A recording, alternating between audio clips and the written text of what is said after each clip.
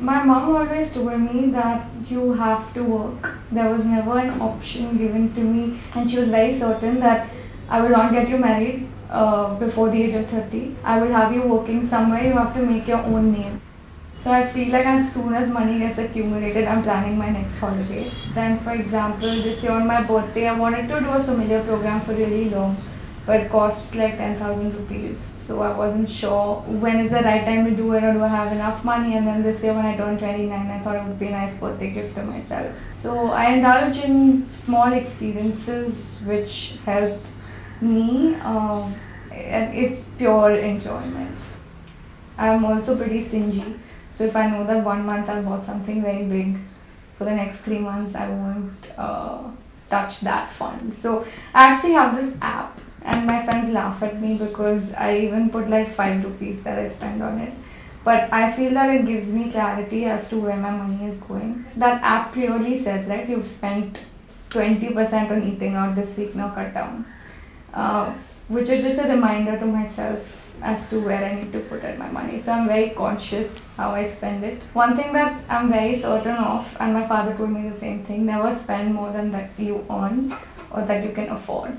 So actually till very long I didn't even go in for a credit card, because I used to be okay, you earn 60,000, then you spend 40,000 and 20 goes into savings, that kind of a mindset. Sometimes my parents support me financially, but it's more like, oh, if I'm going on a holiday and they have some extra dollars left or something, they would give it to me. Or say like I went back home for my birthday party, so then they would organize it. So it's not really like they're giving me a big chunk of money for a decided goal. It's more like small things here and there which they feel like doing. For me, very early on, my father sent me to his portfolio manager, who sort of explained to me how money works. And there was never anyone who forced me to say like, oh, you have to invest in this, that, the other. But he always told me, if you have extra, why don't you sort of start investing? So like I said, SIPs and mutual funds is what I invest in. In India, like this whole money lenders, borrowers, things like that, you always feel someone's trying to run one scheme, right? And what is risk worthy of that risk and what is not.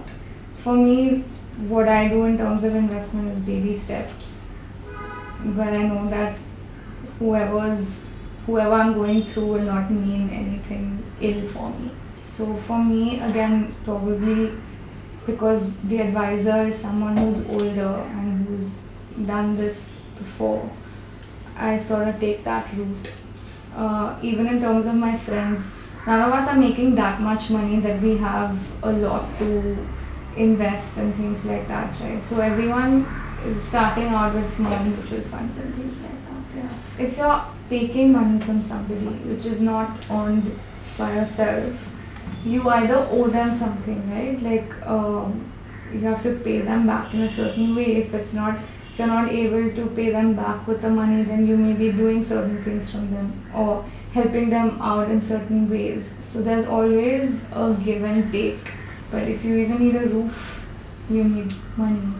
If you need to eat, you need money. For basic necessities, you need money. So whatever you have extra is a luxury, but to survive, you need money. To go to a hospital, you need money. I also feel like at my age, money sort of defines your identity, right? If I'm able to afford a few things, where have I reached in my personal career, and that's directly related to the money that I earn. So for me, it's more about identity. Money gives me the freedom to live on my own, the freedom to make my own decisions, and to just be. I can choose what I want to do, what I don't want to do, and it's all because I have some sort of money that I can put into things.